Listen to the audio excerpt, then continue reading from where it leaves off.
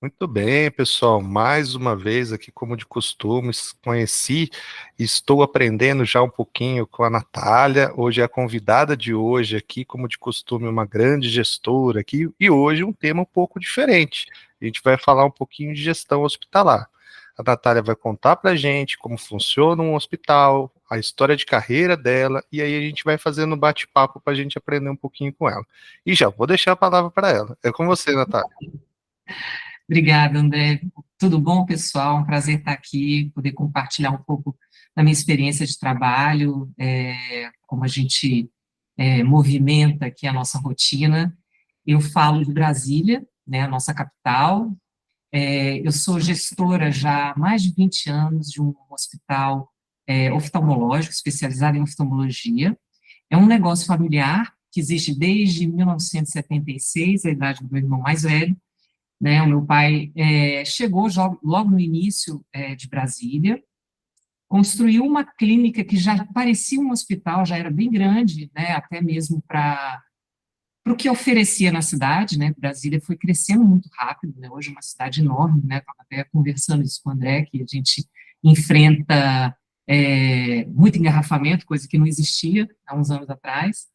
Mas, enfim, Brasília já é assim, nossa clínica, né, começou como uma clínica em oftalmologia e depois de uns 10 a 12 anos virou um hospital oftalmológico especializado. Virou um hospital porque já oferecia pelo menos 5 salas cirúrgicas que a gente fazia em concomitância, tinha day clinic, né, os nossos pacientes podiam eventualmente dormir. Houve um espaço de tempo que a gente tinha plantão oftalmológico, que ficava funcionando 24 horas, mas a gente encerrou com essa atividade porque o volume não valia muito a pena, né? Assim, a gente tinha os nossos residentes, né? Meu pai, que foi o fundador, ele tinha os seus residentes, que formava os médicos em oftalmologia, eles saíam da universidade, da faculdade, como médicos, passavam na prova para residência, e ficavam no período da residência aqui. Então, esses residentes dormiam, né? Eles tinham um trabalho um pouco mais difícil, vamos dizer assim. Depois que a gente fechou a nossa residência, a gente decidiu não trabalhar mais com a residência, a gente abriu uma outra modalidade aqui, que são os fellows, que é o seguinte, o médico, ele é formado em medicina, já é um oftalmologista, mas ele não tem a especialidade, a subespecialidade na oftalmologia, porque ele pode escolher, no nosso caso, né, pode escolher trabalhar com oftalmologia geral, que é um atendimento em todos os pacientes, faz aquela coisa do óculos, vê alguma doença, uma coisa mais no nível superficial, de rotina mesmo, ou ele pode escolher a retina, a catarata, a córnea, então a gente decidiu especializar, exatamente porque o hospital começou a crescer bastante, e a gente começou a precisar de muito movimento, muitos médicos para atender esse movimento, né, esse crescimento aqui do nosso hospital. Então, fica muito mais fácil você, ao invés de, claro, traz o médico de fora do mercado, é uma opção, mas é muito mais interessante você educar o seu próprio médico, né? Você tem o convívio, ele aprende com o seu mestre, né? Daquela especialidade, a forma que a gente trabalha, então fica muito mais fácil para você, inclusive, manter a qualidade de serviço do seu hospital. Então, a gente mudou para essa modalidade, tem sido bem interessante. A maior parte dos nossos oftalmologistas, eles são formados por nós mesmos, né? Eles têm o nosso carinho, vamos dizer assim, né? Da nossa qualidade aqui. E, assim, a gente, como eu disse para vocês agora, é uma empresa familiar. Eu iniciei meu trabalho muito nova aqui, eu sou a única que se especializou em administração, né? Me formei em administração aqui na UNB, depois fiz MBA, fiz pós-graduação em gestão auditoria de gestão de planos de saúde, para entender o outro lado, né? Então, né, fui movimentando um pouco a área de gestão, enquanto meus dois irmãos fizeram a oftalmologia e foram aprendendo esse ofício com o meu pai, né? E esse caminho foi um caminho falando um pouco sobre a administração familiar, né? Um caminho difícil, claro, né? Porque você conseguir separar os lados, o que é família, o que é trabalho, é sempre desafiador. Então, a gente precisou de um acompanhamento mesmo profissional. A gente trabalhou por 4 anos com o pessoal da Fundação Dom Cabral aqui dentro, né? Então, foi um trabalho muito interessante, porque ensinou aos nossos gestores, porque cada área do meu hospital tem um gestor específico que responde pela sua área, vamos supor, a área do nosso faturamento, do nosso comercial, do atendimento ao paciente direto, o atendimento telefônico. Tem um gestor, uma pessoa que fica com o pessoal, e eles conversam comigo os resultados e tudo, né? Então, a função da Fundação Dom Cabral foi passar essa visão administrativa mesmo para essas pessoas. Então, foi uma forma de dar um upgrade mesmo no conhecimento de cada um. Então, e isso transformou bastante o relacionamento familiar, virou um relacionamento profissional, né? É claro que os meus pais também entraram nesse jogo, né? E hoje, eu, meus irmãos, todo mundo teve a sua dose aí de, de prática, de ensinamento. E é claro, mas assim, o que faz realmente a gente ter um bom resultado profissional dentro de uma empresa familiar é a rotina, né? Você trabalhar todos os dias e enfrentar cada problema da sua vez e ter se esforçar, né, para passar pelos problemas e olhar e falar assim, não, isso aí vai passar, a gente vai conseguir resolver. E a vantagem de você trabalhar com seus familiares, quando você tem bom relacionamento com eles, claro, é que você tem uma dose de amor maior, né, por tudo que você faz. Então, as dificuldades, sejam profissionais e até interpessoais, você consegue resolver, se você lembra daquele laço que é um laço de amor e que você tem um propósito ainda maior, né? Então, a gente, até hoje, graças a Deus, conseguimos trabalhar, estamos crescendo à medida que a gente pode, né? E esse trajeto, bom, agora eu posso falar um pouco sobre como é que eu faço essa gestão aqui do nosso hospital, né?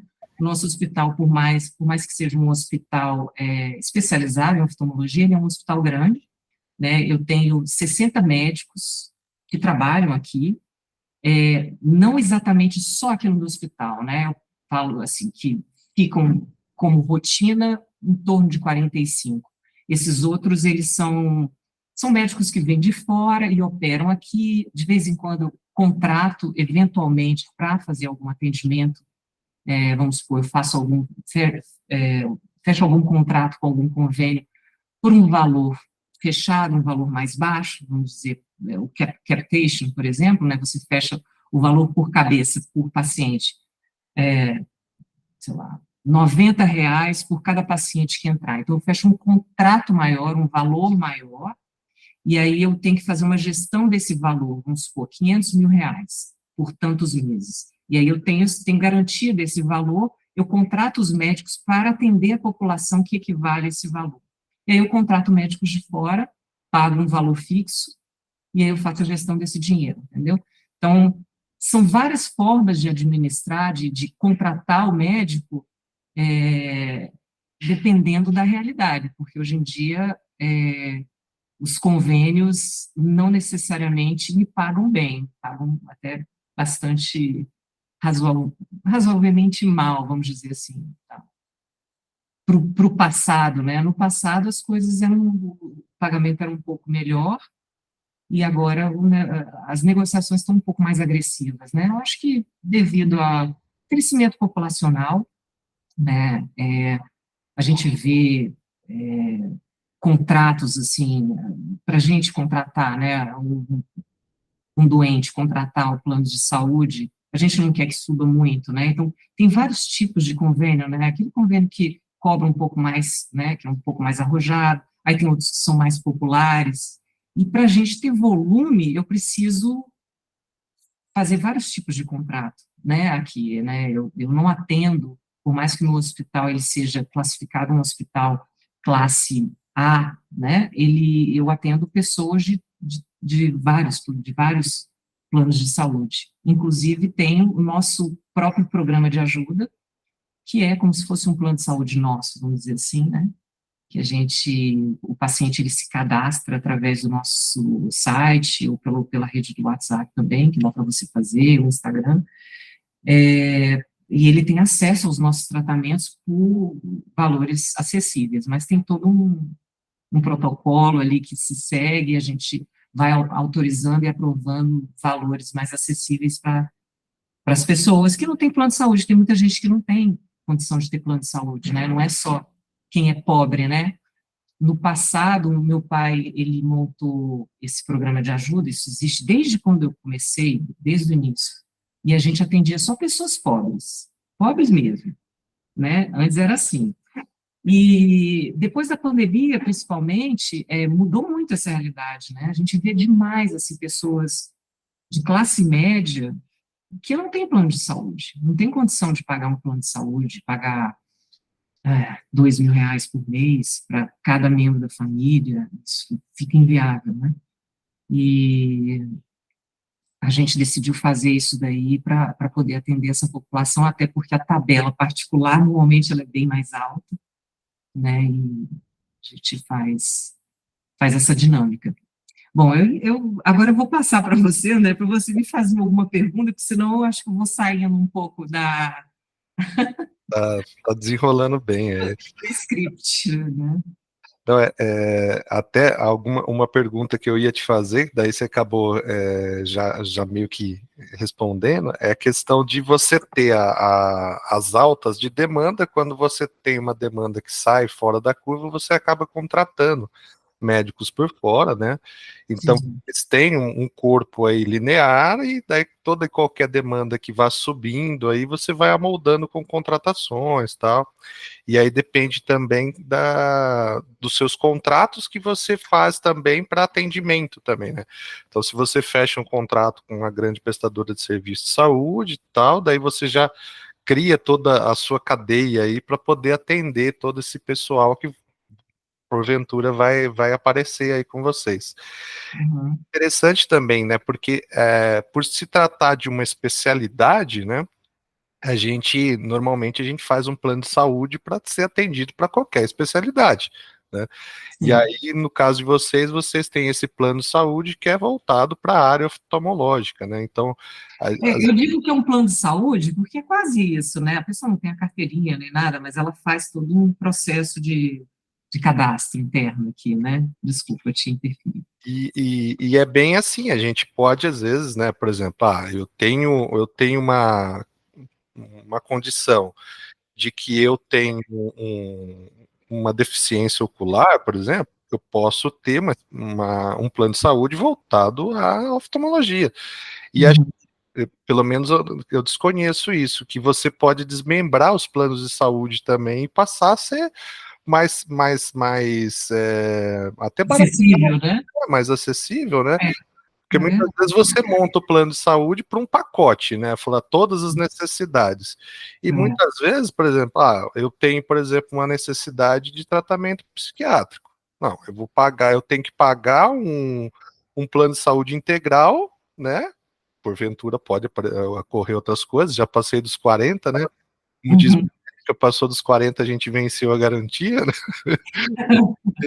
Com- Corre o risco Olha, de. mas olha, eu vou te falar que não, hein? Porque assim, a nossa linha de vida cresceu bastante, imagina.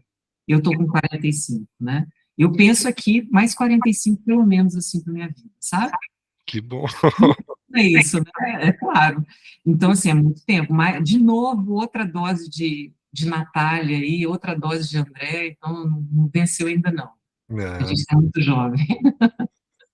Não, realmente a gente olha para o passado, assim, né? Quando a gente vê pessoas que tinham a nossa idade antigamente, né? Quando eu era criança, eu lembro bastante disso, né?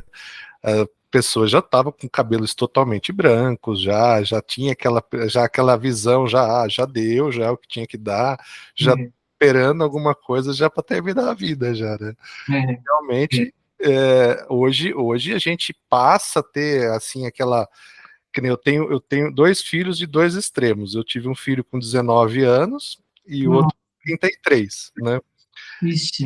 Então eu tenho uma menina que tá indo para os 24 e o outro com 11. Então uma já saiu de casa, já está indo correr com a vida dela, e o outro Hum. que não, tá aí correndo, aprontando, brincando. Você vai continuar jovem por muito tempo ainda, tá vendo? Porque não tá dando, não dá para, né, virar só papai e avô, né? Quer dizer, tem uma criança ainda que te puxa para a adolescência ali, que a gente revive tudo, né? Os meus filhos têm, eu tenho um de 10 e um de 8. A gente está adulto, né, cheio de problemas e questões mais né, de vida lá para resolver, mas o filho, ele te puxa, né, para a vida infantil, assim, o tempo todo, né, você fica moleque ali perto deles, aí você se lembra de você, morre de rir das coisas que eles falam, né, eu acho interessante, ter filho é interessante, porque faz a gente ficar mais jovem, né. Sim. É uma alegria de viver, é a motivação que a gente busca, né, para essa a outra etapa de vida, né, que a gente estava comentando, né, o que eu vou fazer nos próximos 45 anos, né? Então eu vou cuidar dessa molecada, ver o que eles vão aprontar. E assim, É, o meu filho, ele tem uma condição de espectro autista também, né? sim. Então é uma outra assim condição de vida assim que cada dia é uma novidade, cada dia é um negócio diferente. Ele ao mesmo tempo que ele tem dentro da condição do espectro dele, ele é do espectro 1, né? Super baixo assim. Ah, E ele tem deficiência na leitura. Até hoje ele vai próximo dos 11 anos, ele tem bastante dificuldade na leitura, mas imagine em todos os outros requisitos, ele é superavitário. Você chegar uhum. e falar assim, se ele assistir um filme, na segunda vez, ele já está falando todas as frases do filme, Aí, a memória dele é extremamente aguçada, é coisa fora do normal, assim, tudo. E ele aprendeu com a tecnologia, né? E tudo que ele tem curiosidade de aprender, ele entra, ele fala com o Google responde para ele, ele captura toda essa informação e ele sai explicando para todo mundo.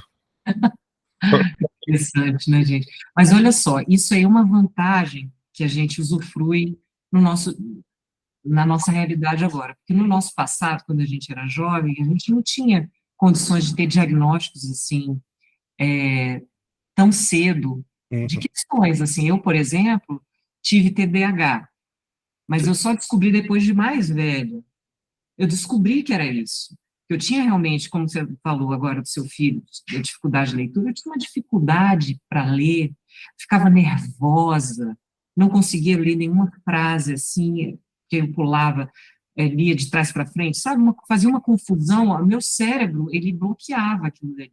Então, eu tinha dificuldade para aprender as coisas. E assim, eu superei isso daí, mas a duras penas. Imagina se eu tivesse tido algum diagnóstico, assim, olha, você tem TDAH, vamos tomar um remedinho que você vai aprender, vai, né, aquela coisa. Ia deslanchar muito mais facilmente, né? Então, assim, é muito bom. Hoje em dia a gente vê, né, vários tipos de diagnóstico, alguns, assim, um pouco exagerados, né? A gente até acha, assim, na minha época não tinha, como é que intolerância à lactose. Hoje tem intolerância à lactose, intolerância a glúten, Hum, um monte de coisa que na nossa época, assim, na nossa infância, não tinha isso, né? A gente às vezes acha que pode ser frescura, mas é interessante que, assim, realmente a medicina avançou demais, né? E sim. a gente tem a oportunidade de avançar e de ter uma qualidade de vida muito grande, né? Isso Isso agora, remete à condição de expectativa de vida, tudo, né, que vai aumentando. E aí vai o impacto, né, social que a gente está vendo aí também, né, Natália? Você faz parte aí do núcleo aí de Brasília aí, né? Então deve ter muito contato com as discussões aí, né, do que é a previdência social, como que tá, né, vocês trabalharem, né, você em determinado momento comentou, né, sobre aumento de demanda. Vai aumentar a demanda por cirurgias de catarata, porque cada dia mais tem mais gente sim, idosa, né? Então a gente vai tendo é, esses tipos de de anomalias, né, e em maior escala, porque a população está cada vez mais idosa, vai crescendo, e a expectativa também, porventura, anteriormente, às vezes as pessoas, antes de adquirir a diabetes, ou adquirir, né, a catarata, acabava falecendo antes dessa condição. Hoje não, a expectativa de vida ter aumentado, acaba aumentando isso também, né? Com certeza. Agora, uma coisa que eu senti, assim, eu posso falar isso, na minha linha de trabalho, minha linha de vida, porque eu tenho de experiência na saúde aqui no meu hospital, porque é onde eu sempre trabalhei, mais de 22 anos, e eu senti, assim, uma mudança muito grande no retorno financeiro de cada tratamento. Antes, os tratamentos eles eram muito melhores remunerados, mas a gente tinha um movimento muito menor, né, desses pacientes, né? As pessoas tinham menos acesso a plano de saúde, hoje em dia o negócio ele aumentou, diminuiu, a gente teve um boom de ofertas de planos de saúde, vários, depois com a ANS começou a fazer uma regulação mais aproximada, porque o negócio ficou meio na loucura, e aí reduziu a quantidade, porque as regras aumentaram, né, mas ainda assim, a gente tem uma oferta muito grande de planos de saúde, mas a própria população cresceu. Então, assim, aumentou, você já deve ter acompanhado várias clínicas que fazem atendimentos populares, clínicas populares ali, de vários atendimentos, aquela coisa toda, né? E hoje a gente teve que adequar, assim, apesar, como a gente tem um hospital muito grande, a gente teve que sempre entrar e ir junto com essa onda, né, de fazer o atendimento. Os médicos sentiram muito isso, assim, eles sentem que eles precisam trabalhar mais para receber o mesmo, ou um pouco a mais do que eles recebiam. Claro, colocando a inflação e, né, seu próprio desenvolvimento profissional. E isso tem sido uma dificuldade. Eu sinto que os médicos se sentem mais pressionados, assim, de, nossa, tá difícil, mas realmente as negociações estão muito difíceis, né? Os convênios, eles têm feito uma questão que chama empacotamento, né? Começou com as cirurgias. Antes era assim, fazia uma cirurgia de catarata, que é o nosso core business, é o que a gente mais faz aqui no hospital. A gente faz mais de 500 cataratas mês aqui. Antes a cirurgia era aberta. Uma cirurgia aberta você abre a conta da cirurgia e vai colocando item a item, né? Algodão, fio, lente intraocular e por aí vai. E aí tem o preço de cada um, você soma tudo, e claro, cada convênio tem o seu acordo, né, tem as suas taxas, e manda para o convênio. Então, o valor da cirurgia de catarata variava muito entre os convênios, e eram valores muito altos, porque eram contas abertas, né? Hoje em dia, aí, sei lá, coisa de 15 anos atrás, eles começaram a empacotar isso aí. Empacotar é colocar um valor fechado e pronto. Com a ideia de, não, vai diminuir as glosas. As glosas são o não pagamento, né? Aquela coisa que fala assim, não, esse item a gente não vai pagar. Então, a gente tem um índice de glosa aqui que orbita em torno de 2% das minhas faturas. É um percentual aceitável. É claro que eu queria que fosse zero, mas a gente tolera, né, na saúde em geral, quando eu falo, todo mundo fala assim, não, eu tenho um índice de glosa de 2%. Você fala, pô, tá bem, sua equipe está trabalhando direitinho, né? Você está colocando as suas... Aí eles vieram com esse argumento, não, vamos diminuir a glosa, mas diminuíram a glosa e os valores também. Então, a gente os valores começaram a diminuir, mas isso facilitou, claro, a cobrança, né?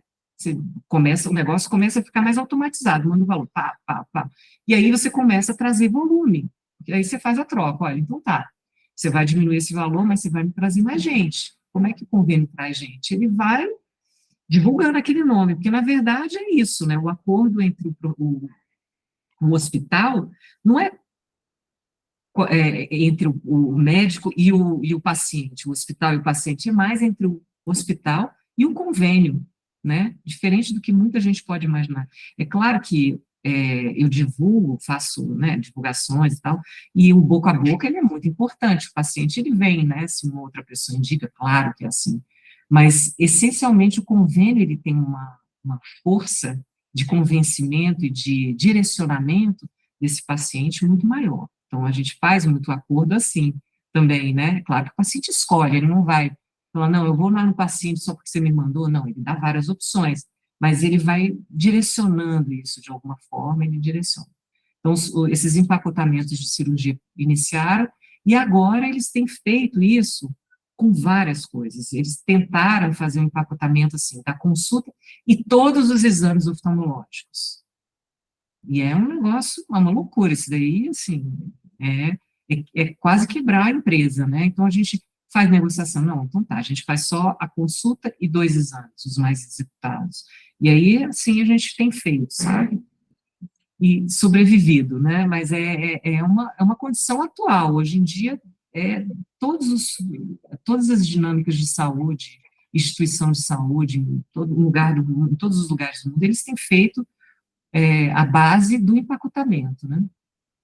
Ó, Para que a trazendo, saúde, trazendo analogia, né? A gente tem a condição da área industrial, tá, Natália? Assim, a gente tem a relação de qualidade, né?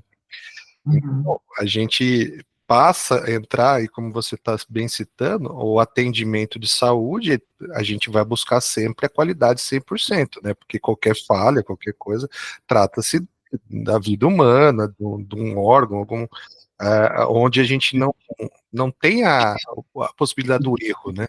Então, é, é diferente de um produto que a gente está industrializando, de uma peça, de um computador, de um celular, que a gente pode ter um índice de descarte ali, né? verdade. E tudo bem, né? Então, dentro da saúde, a gente não pode trabalhar dessa forma. E aí Uhum, a gente trata essa condição quando a gente está trabalhando na área industrial, que é, eu reduzo o preço, mas eu reduzo a qualidade. Beleza. Mas na área de saúde vocês não têm esse viés, né? De chegar e falar assim, ah, beleza, ó, eu reduzo o custo aqui, mas você vai ter um atendimento de um profissional recém-formado, por exemplo. Ninguém vai querer, né? É, É. ninguém vai. Mas olha só, como é que a gente vive uma pressão bem muito grande nesse sentido, né? Hoje em dia tem sido divulgado os sistemas de saúde em geral no mundo, eles têm feito essa divulgação e esse treinamento dos profissionais, que é a entrega do valor.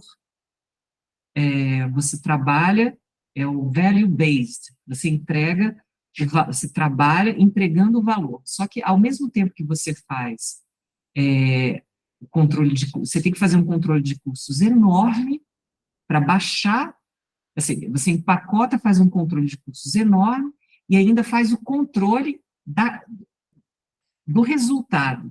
Se apresenta para aqueles que são os seus contratantes, né, que é o plano de saúde, seus indicadores de qualidade, entendeu? Então, assim, eu acho que isso é assim, claro que a gente tem que realmente fazer um acompanhamento do que os médicos, as clínicas, os hospitais estão entregando como qualidade de serviço. Porque é isso que acontece, as pessoas. Foi essa dinâmica. Como os convênios começaram a pagar muito pouco para os médicos, a qualidade diminui, né? Você usa material de qualidade pior, claro, né? Você vai fazer volume com muita gente dentro do seu hospital, você não consegue atender super bem cada um, né? Você está lá naquele. Então, assim, diminui a qualidade. E aí a solução que eles encontraram é você fazer a modalidade para o value-based, você entrega valor depois, além disso, né? E isso é necessário, mas é uma pressão muito grande para a instituição de saúde, que tem um investimento altíssimo, né? Assim, de tudo, né? É tecnologia aqui no Brasil, tudo é dolarizado, a gente não paga em dólar, mas tudo vem de fora, né? Então, você faz as negociações pensando no dólar, imagina. E aí, para você ter uma empresa boa, top, com tecnologia, e ainda entregar qualidade, você, né, tem que controlar os seus custos assim, cada coisinha que sai, cada algodão que sai tem que ser registrado, cada agulha que sai tem que ser registrada, e esse é um desafio muito grande, né? Muito grande. que a gente tem tido que abraçar, e eu acho que é por aí, né, que a gente tem que fazer.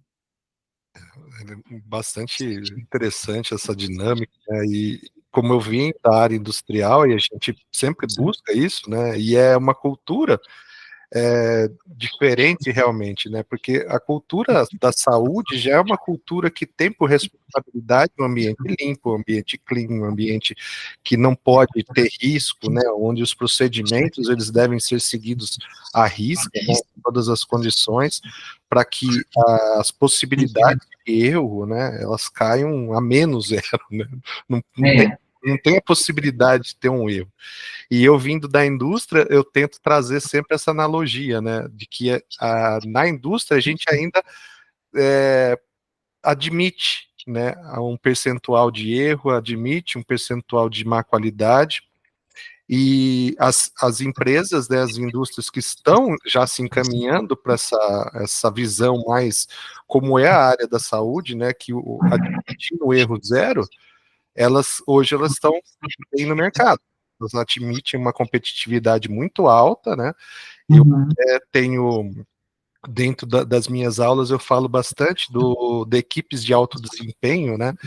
Que a gente busca dentro das metodologias do Lean e chama World Class Manufacturing, que é a manufatura de classe mundial, que são pessoas extremamente especializadas que buscam, né, o defeito zero, a composição zero, qualquer Uhum. gap que haja dentro do processo industrial, para que a gente reduza todas as possíveis custos necessários para ter competitividade, que é o Uhum. que você está me relatando aí, né? Falar, ó, hoje o mercado está tão acirrado, tão competitivo, tão ingrato, né? Não vou É. dizer que é hostil, né? Mas tá tão acirrado que vocês têm que reduzir até acompanhar. Ah, uma gaze, ó, usou uma gaze, usou uma agulha, tudo isso, o impacto que isso causa para a competitividade suas de mercado, né? É. E uma coisa que eu não sei se você observou, André, no mercado de saúde, ele tem sofrido já de alguns anos para cá, a união, assim, várias empresas, elas têm, as maiores têm comprado as menores, e aquilo ali tem, né, o mercado da verticalização, né? E aqui, no caso da oftalmologia, ela foi contaminada por isso também, né?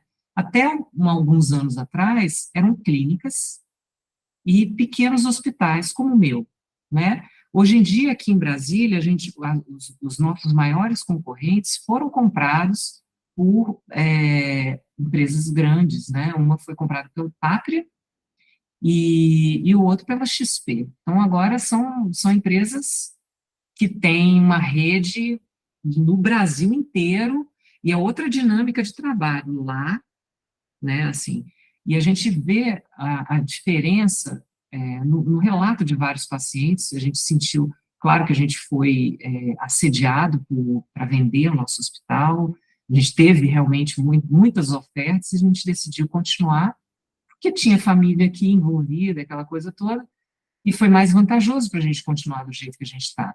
Mas a gente sofre porque a gente não tem o mesmo nível de a gente não consegue preços tão competitivos quanto os deles, no caso, na compra de materiais, porque eles compram em grande escala, a gente compra em escala menor, né? A pressão que eles têm para fazer uma negociação dentro de algum convênio é muito maior, porque eles estão em uma grande escala, a minha pressão é um pouco menor. Mas, em compensação, a gente entrega, com toda certeza, eu posso te falar, uma qualidade de serviço maior, porque a gente tem o envolvimento pessoal das pessoas, assim, o compromisso do nome da família aqui dentro, né? Que é bem diferente. Quando você está numa empresa que precisa trazer lucro de qualquer jeito, eles colocam metas de atendimento, de quantidade de pacientes para atender, coisas assim, sabe? Para entregar para os acionistas deles um resultado X no final do ano, no final do semestre, uma coisa assim. E não tem como você segurar a qualidade no mesmo nível que era, porque o objetivo não é mais o mesmo, né? O objetivo é o lucro, né? Então o paciente ele é visto de uma outra forma. Isso, assim, eu fico, assim, isso é uma vantagem para mim aqui, né, o meu universo é muito pequeno, mas eu fico preocupada quando eu penso nas outras clínicas, nos hospitais que a gente mesmo visita, né, e se você pensar, assim, de quem é o dono disso aqui, né, como é que está sendo a gestão disso aqui? Será que eles estão me vendo como uma pessoa ou estão me vendo como mais um número aqui, né, assim, será que eles vão cuidar de mim direitinho, né? Vai ter um compromisso com a qualidade, assim, né? O médico, ele realmente vai se envolver com o tratamento. Então, assim, essa equação na saúde, ela é uma equação difícil para se alcançar, sabe? A gente precisa sempre se questionar e prestar atenção onde é que a gente está, onde a gente está sendo tratado, né? Uhum. Eu acho que é uma... Realmente, a gente, como você fez a analogia logo no início do hotel, né? A gente tem duas formas de ir para um hotel. A gente tem aquele hotel que a gente vai lá, dorme só e vai embora, ou aquele hotel que tem um belo café da manhã, tem uma boa pensão, que tem o responsável que leva a sua mala até o quarto e tal. E é o core de vocês, né? O nicho de vocês. Vocês decidiram, falar, vai ter um custo um pouco mais alto, mas eu vou estar no nível de alta qualidade, né? De alto atendimento, de alta performance, né? Onde É, as pessoas vão acabar buscando esse tipo de tratamento. E sempre vai ter mercado. Isso a gente sempre vai acabar escolhendo isso, né? Às vezes para algumas situações, a gente vai sempre declinar, às vezes, do custo pela segurança do serviço, né? Puxa, será que vou garantir a qualidade de serviço ali? Será? Né? Trazendo uma experiência particular, né? Eu tenho 2 planos de saúde. Eu tenho da Unimed e um que eu vou chama Amor e Saúde, né? sim, E para eu ir no psiquiatra, eu não consigo ir no da Unimed. Você não consegue marcar. Tá assim, agendamentos até dezembro, assim. aham, E aí eu precisei criar um plano de saúde à parte para conseguir me consultar, para ter minhas medicações aí que eu preciso tomar periodicamente. Você vai lá e só o médico fala assim, ó, qual remédio que você está precisando? Assim, boa, não tem aquele olha, atendimento assim, né? aham, É a diferenciação, né, do que é realmente um atendimento de qualidade, de alta performance, pro que é o da mutirão, né? Que é o que, pelo que você está comentando, os seus concorrentes hoje aí, né? Não, e assim, essa é uma dinâmica que você vê acontecendo, né? A nefrologia também teve essa onda também de ser comprada por vários. E a gente tem uma clínica, porque nós somos circundados, a gente tem um centro clínico, né? Que é nosso também. Então, tem o hospital oftalmológico e clínicas ao redor. Então, em um dos prédios que a gente aluga, tinha uma grande clínica de nefrologia que eles venderam para um grande grupo também. E isso aconteceu, os laboratórios também. Em Brasília tem um grande laboratório que não entrou nessa onda e continua muito bom, de muita qualidade, né? Mas a gente sente que vira uma coisa, é, tem aquela roupagem muito moderna, né? Aquela coisa assim, super atual, mas o profissional, o médico, ele não dá, não, eu não estou falando de todas, né? Hum, Mas isso é uma tendência que acontece, né? Ah, mas o médico, a gente já viu muito paciente falando aqui. O médico que fez a cirurgia em mim, ele me viu no primeiro dia, eu não conversei mais com ele, ele fez a cirurgia em mim e depois eu nunca mais vi ele, porque quem me atende depois é um outro médico.